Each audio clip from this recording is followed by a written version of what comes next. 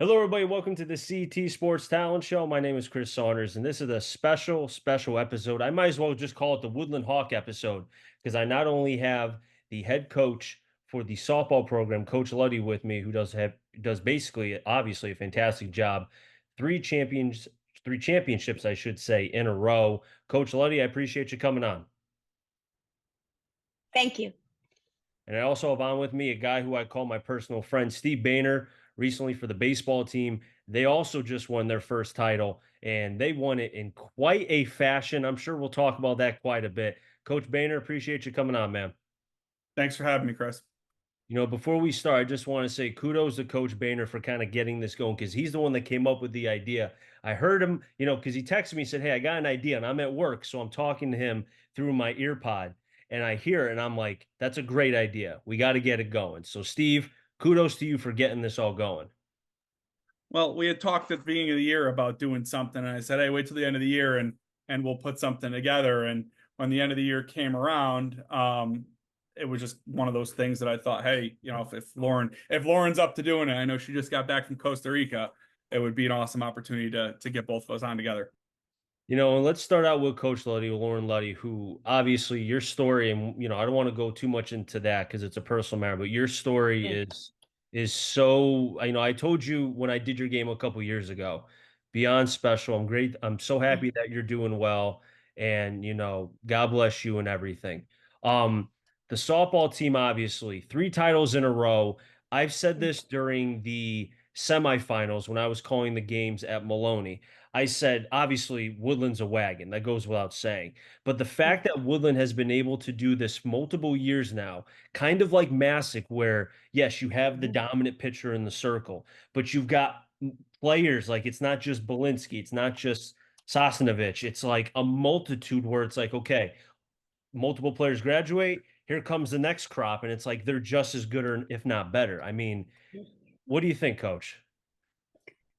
Well, it comes from Belinsky's year, the Blitzky and Riley Kane and Cassidy and Bella, and just sort of setting the bar. They came in freshmen that had played together for a while. They played for actually a girl that I had coached way back in my first couple years in Naugatuck. Riley is her niece. And they had played together as kids. I've been watching them since they were kids, and they just sort of set the bar like we're all here, we're going to win this, and then they just sort of brought everybody with them. Waited. We had to wait 2 years for Sosnovich to join them because she's younger, and then we had COVID. And then they just ran with it. And then, the freshmen come in and they see how hard they work. And, Mhm. we didn't know what to expect graduating Sosnovich, who pitched both those championships. And then, my center fielder comes in who came in as a pitcher and an infielder, made her an outfielder and came in and she got the job done the end of the season for us. So that was really great. I want to stay with Coach Luddy here really quickly. So, in my conversations I had with my broadcast partner, I said, obviously, with the amount of talent that you lost the last 2 years, not to say that you guys were going to take a step back, but you would think, okay, maybe the bar of getting to a championship or winning one may be a little bit too high. But it just seemed like, yes, you guys lost a couple games, which probably was a good thing to be able to learn, be like, hey, it's okay if we Yeah. don't go perfect. And even when we get to Coach Bainer, they lost themselves a game, right? I mean, they lost it in the Mhm. championship, or rather before the championship in the NVL tournament. But that was a good thing to be able to learn how it felt to lose. Mhm. So do you feel like, Coach, when the losses happened, that it was kind of like, okay, let's go back to the laboratory and figure things out? Oh yeah, definitely.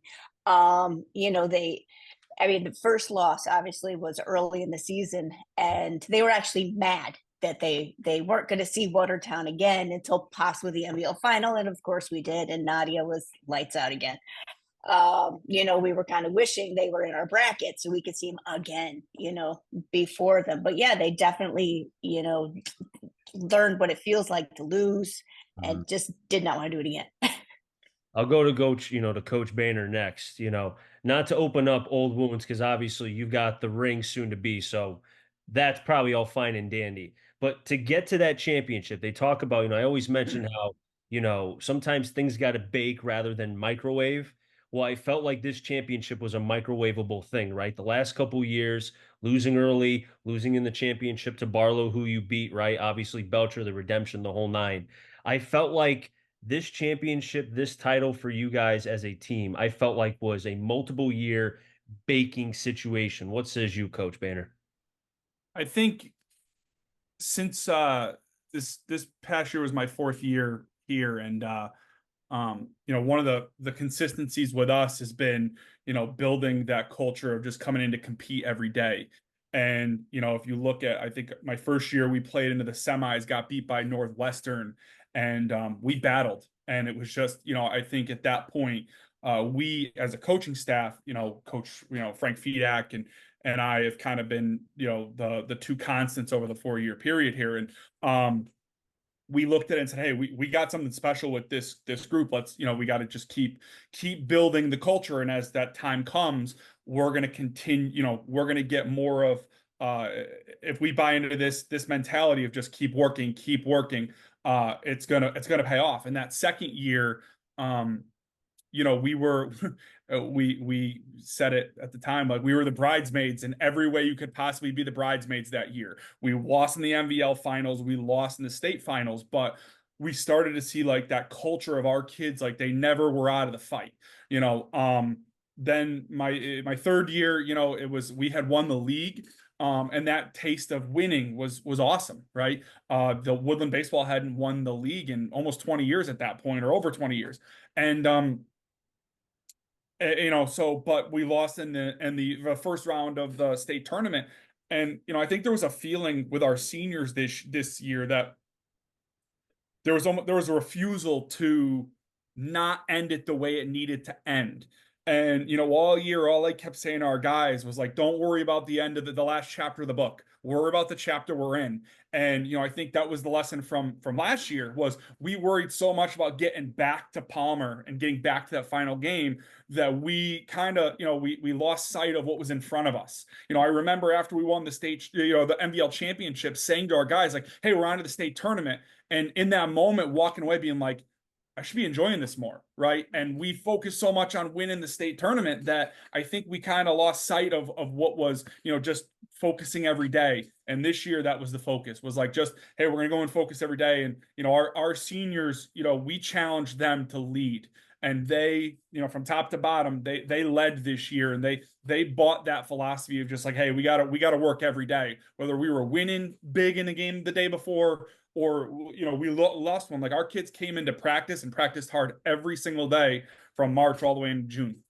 I got to tell you, Coach, and I'll stick with Coach Bainer here, that the conversations and, when the season started, obviously, media and such, I know you said try to keep them away because the main focus was on baseball, which, as you saw, ended up being in the title. So it worked out. But seeing Stapudis, seeing Unti, right, being able to see what they could do during the winter for basketball, I felt like, again, not to correlate and say one led to another, but seeing that Woodland team in a lot of ways, and I think they kind of shocked, obviously beating Career. That was a shock at Career, but they overachieved in so many ways and proved so many people wrong. And they gave Innovation, who ended up winning the title in their division for basketball, the entire thing. They gave them a game for the first two and a half, 3 quarters. I felt like those kind, like you mentioned, the senior leaderships of those players and others as well. I felt like in some ways kind of maybe proved to them like, hey, we can overachieve here. Let's go do the darn thing during baseball when that's our bread and butter,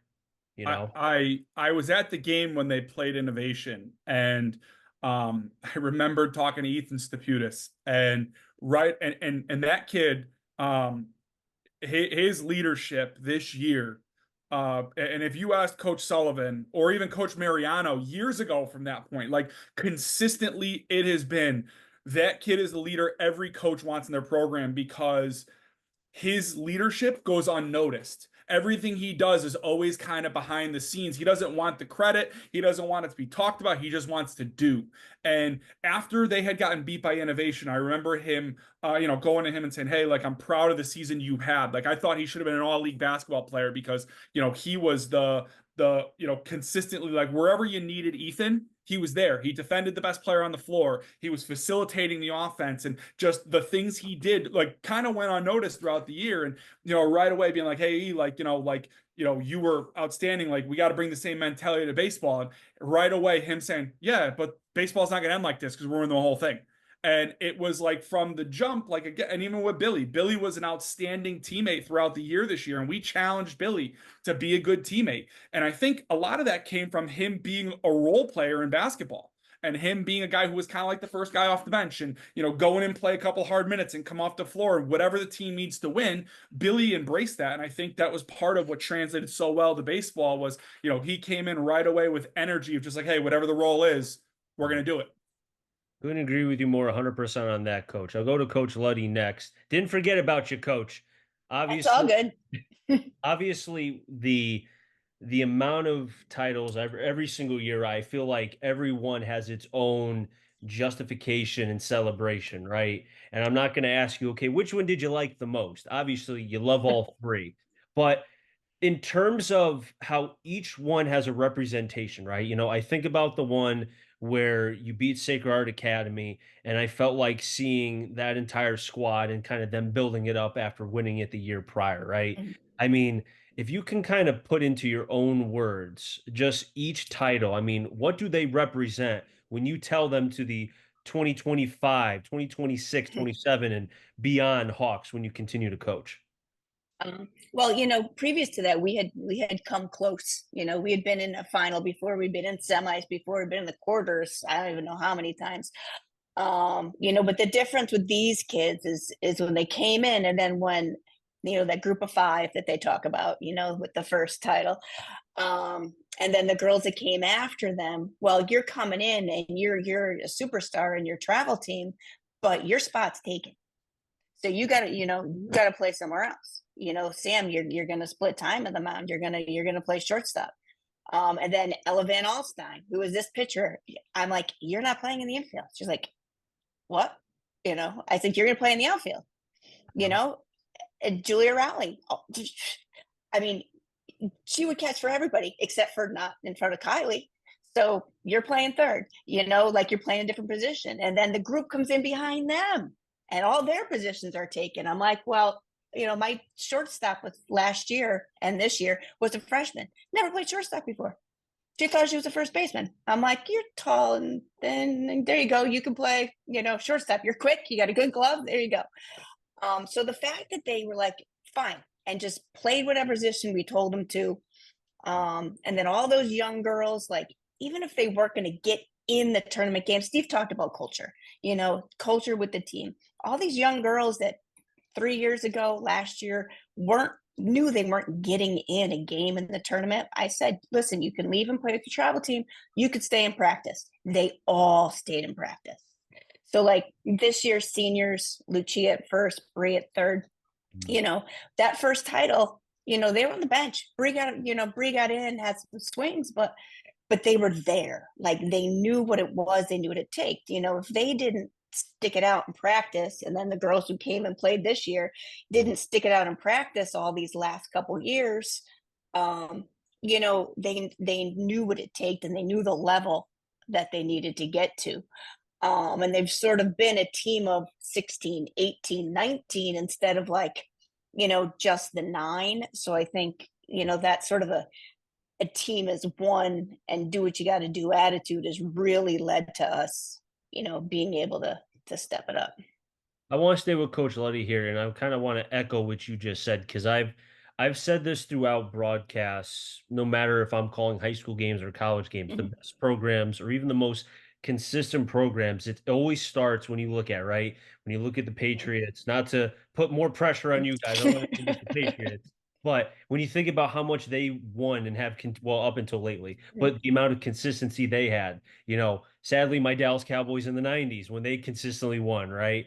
Now, not so much anymore. But the point that I'm trying to make is having that buy-in factor, right? And you mentioned, I'm going to call them the Fab Five to steal what Mhm. Michigan back in the Yeah. day. But when you look at, okay, what started it, and you always go back to the players, and if those can set the tone early, and then the ones Mhm. behind continue to set Mhm. that tone, it makes it easier for coaches like you, for Bainer and others, because then you're not having to do the non off the field stuff. You can do the in between Right. the line stuff, and now it's less stress on you. Yeah. I mean, I've definitely had some great captains through the years. And you talk about those Fab Five. One of those five, was subbed for quite a bit. She got hit for, and she would come out and be the loudest girl in the dugout and slap five on the girl going in for her. So you talk about the Fab Five. It was things like that too that sort of led to, oh, all right, that's what we do, and that's what they do. Um, so it's just, yeah, it is. It's a culture. It's in practice. I had 9 JV girls running for an hour in that heat before the tournament because our we had seen Sheehan. Our report on Sheehan was they run and they run crazy and they bunt and they run crazy. So my freshmen were running crazy in the 90-degree heat and practicing pickoff plays and after Julia did the fake and she picked the girl off at third, she comes back in the dugout and the 2 little freshmen, she goes, thank you, That's because awesome. yeah. So I mean, and the girls see that and they're like, oh, yep, okay. See, it's the little things like that, again, Hmm. stuff that, when they talk about it 15, 20 years from now, and they're Yeah. like, the little things like that, like, just go such a long, long way. They really do. Hmm. I'll go to Coach Bainer next. Right before the final out in the game against Joe Barlow. Now, I didn't have the opportunity for the final call, but I was able to make comments before it, after it, and I don't want to make you cry here, but I thought about when I first talked to you. I think you were in a room. I don't know what room. You had a beard. You were coaching Derby. We were talking about potentially football. Then there was football, and then everything else. And then just seeing you over the last couple of years. Obviously, your family is beautiful beyond belief. I know you just celebrated, an anniversary. Congratulations to you. I'll know that pretty soon, hopefully after I get married in October and have many of those, hopefully. But just seeing the years, coach, of like just so close, and then you finally get it. I mean, I was not to be biased here, but you earned it. You and your team. I was thrilled. I was happy. I appreciate it. It's funny because it's last year, the last 2 years prior to this season, I had Ty Netto on staff with me, who was a player of mine in Derby and just got hired by the Derby Police Department, and couldn't be more thrilled for him. He made the move back to Derby to coach with the coach's brother his senior year this year, and it was outstanding. But I had Bryce Cotter along for the ride with me this year, who was another one of my players in Derby, and so when I think about those times in Derby, it was. You were always trying to find ways to motivate and maximize your talent. And what over the last couple of years here at Woodland, it's like speaking like Coach Luddy talked about her players, and I think one of the common themes is like when you have good players and good leaders, you don't have to challenge them to just be good players. You challenge them to elevate the players around them.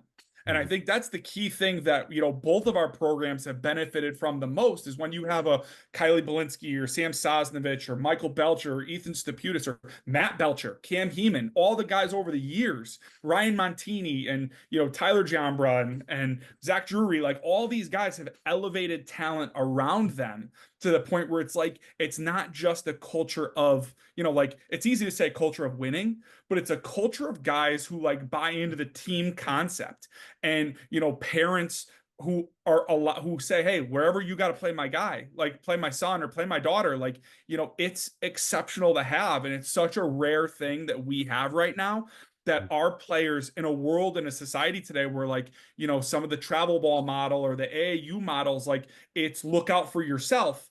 Our guys are and our girls are doing the complete opposite, where it's the team first approach.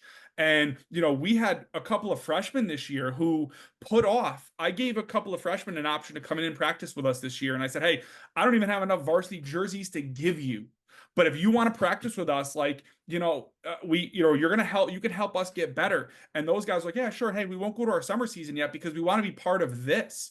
And it's we're not like I don't know how we bottle that up. And if we could bottle that up and sell it at Woodland, we could probably make a lot of money because that's not that way everywhere. And I know I talk to coaches around who are like, hey, like it always seems like you guys are just reloading. And part of it's our guys are unselfish and they put the work in.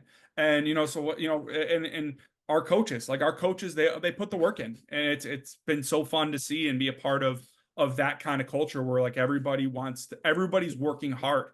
I know Coach Letty and I are both in the weight room starting and really in January, and like 80-90% of our teams, if they're not in season, they're working out. Like they're not just saying, "Oh, I'll see you in March. I'm so and so. I'm a good player." They're there. They put the work in, and it's so that culture that she talked about, where it's like, hey, like where Bree and Lucia were on the benches, a couple of years ago when they won their first one. They also are 3 years in knowing exactly what it takes. So those freshmen who are on her bench right now already know exactly what it takes to get to the top of the mountain again. And not that I'm trying to put the pressure on her or either, same thing with us either, but like, that culture of like, hey, there's a certain way we expect to do things here. And whether we win the state championship or we go, 8-12, our process of how we're going to prepare is not going to change. And I think that's the big thing I take away. And that started for me with like, I think about like the way Matt Belcher and Cam Heeman and those guys came to the park my first year, were like, from the jump, this is how we do things. And it's leadership. It's the players buying in. This is a question for the both of you. First for Coach Luddy, then Coach Bainer. Obviously, I know when, looking at preseason polls and everything else, really don't want to really pay attention to them because, again, they're just preseason polls. And I see Steve with a little bit of a smile here, so can't wait to see this answer. But obviously the softball program Woodland has been getting a lot more respect. Obviously, you've shown it, but even at times when I have conversations with various, just anybody in the state, not to say that I'm an NVO homer, but sometimes I'm being like, well, don't forget about Woodland, don't forget about Oxford. Like I feel like Seymour doesn't get forgotten because I feel like maybe it's been a lot longer of I Yeah, like mean, 40 years. yeah, it's been like 40 years. I mean, their head coach just retired. He was around for most, Yeah. if not all of it. And thank you for saying, I didn't want to say the amount of years, so we'll go with the 40. But the point is, though, it's like this, the respect factor from people around. So for Coach Letty, question for you is, do you even care about that? Or are you just focusing, what are we doing on the field? Focus on myself, my team. That's all I care about. Well, it's both. I mean, obviously, focus on the field, focus on the team first. Mhm. But we also make sure that we play those teams that are the heavy hitters. Like we scrimmage Massick every year. I've known Lee quite a while. We're both actually Spanish teachers. She's student taught in Region 16. Oh, no way. Yeah, actually, Small world. three of the four state champion coaches for softball are actually Spanish teachers. Side note. What you're saying is you But got to be a Spanish teacher maybe to win a title here. That may be the there you secret go. sauce here. But yeah, we make sure we play those teams. Like we play, Massick. We played, a couple years ago we played Southington. We always played Cheshire. We had in our undefeated season. Our last game of the season was Newtown, and they were ranked number one. And we went at them, and Julia Rowley with that, Ella getting on and Julia hitting it over. So we go after those teams to show them what they can do, that they can hang and play with these teams. And we faced, the players of the year in our scrimmages. Mhm. So I think it helps the girls, even if, maybe we're not ranked the highest in the poll, to see like, yeah, we hit off that pitcher, or, we can hang with them. So I think it definitely helps with confidence, regardless of where we are in the polls, that we look at who's in the top of the poll and we go play them. To carry that on, and I'll go to Coach Bainer here. You've never been afraid to play anybody. You played St. Joe's at St. Joe's. You beat them. You played them at Duncan. You beat them. You played other teams, obviously, out of the NVL, throughout the years, not just this year, but in past years. You were able to do your thing. But I felt like when I looked at, beyond the fact of winning the title this year, and I even felt like to a certain degree, you should have been even higher in the last poll. But I digress. Point is, the polls, you were never ever really that high. I always felt like you should have been higher and you weren't. And I remember asking you, be like, hey, like, I'd ask for your comments, and it didn't really bother you to a certain degree because you knew, like, A, the kids are motivated, and two, I think personally, I think it lit a fire under both you and everybody else. Like, hey, nobody respects us, so let's go earn the darn thing, if that makes sense. So I I'll never understand when the NVL and baseball, like, softball, Seymour, Oxford, Woodland, Holy Cross, Yeah, consistently around the Saturday championship Saturday, yeah, consistently. And in the NVL, we've had 8 consecutive NVL appearances in championship weekend, with two of the 8 teams being from the NVL this year. So to me, always a wild thing that just because schools are larger, they're automatically better. And that's not to discount those programs. They're really good programs. But I looked at our team this year, and we've non-conference St. Joe's. Coach Chavs runs a high-end program over there, and they are cream of the crop. And same thing with Masick and Coach Horrigan. So like they've always been good tests for us of like, hey, where do we stand as far as like, when we look at like a top team in the SWC and then a top team in the FCAC. But our schedule this year, even going in our scrimmages, like we Amity, North Branford, West Haven, Xavier, Bristol Central, Fairfield Ward, right? Going and I talked to Coach Connor before the season, and we were talking about our teams, and he's one of the best guys around, and runs what I think is the best public school program in the state, out of Fairfield Ward. And so we scrimmaged them, and just the environment of that game started as a scrimmage. And if you were there in the 6th or 7th inning of that game, it very quickly became a playoff-like atmosphere, because you had 2 teams that it was like, hey, it doesn't matter whether it's our starting 9 or our kind of feeling out your JV side of your roster, but like that game was a lot of fun. And I talked to Coach Connor throughout the year, being like, hey, what's your message to your guys when you lose a couple, or what's your practice plan look like in the playoffs, and picking his brain. And I to answer the question about the poll, to be honest with you, like, some of the guys who voted in the poll hadn't even seen us until the semifinals of the tournament. So it was kind of hard for me to understand where, it made sense where they were voting us. They hadn't seen us, right? So like, I know there was one voter in the poll who said, I didn't understand you guys were this good. And I'm like, well, we just won the state championship, and this is the first time you saw us all year. So, but like, and again, like, there's a lot of good teams, so I don't envy the decision those guys in the newspapers have to make, and where they put teams. And but I know our kids were looking at it, and I think they were a little surprised early on in the year when we weren't in the top 10. But I think Belcher was the one who said, like, in first couple of weeks of the season, being like, hey, earn their, make them see us, like, make them notice us. And nobody wins a state championship for being in the top 10 in the poll in March. So, that's kind of my takeaway with that whole thing. and that's where we're going to end it right there. Both of you, I really appreciate it. Coach Luddy, I really appreciate you being able to take some time out to be able to chat. It was a lot of fun being able to talk with you. It was a shame I couldn't call the Woodland third championship, but being able to see you guys from afar and just being able to follow the program as I can. Much respect for what you do, obviously, in your battles and what you do with Woodland. It's really, really awesome. And enjoy the rest of the summer, Coach. Thank you. Thanks for having me on. Always. And Steve, I'll just keep bothering you. I'll just keep texting you every day. So thanks for coming on. I don't need to say anymore. You're good. I appreciate it. I appreciate you taking the time, and always kind of the kind words you send our way, Woodland in general, whether it's, our players during basketball season, and, us during the spring, with baseball and softball. Like, it doesn't go unnoticed. And, when I was, it doesn't go unnoticed that, you're always kind of advocating for the league. And, I just, the last point I'll make is when, we talk about, like, taking care of the league, I think you do a really good job of being an ambassador for the NVL.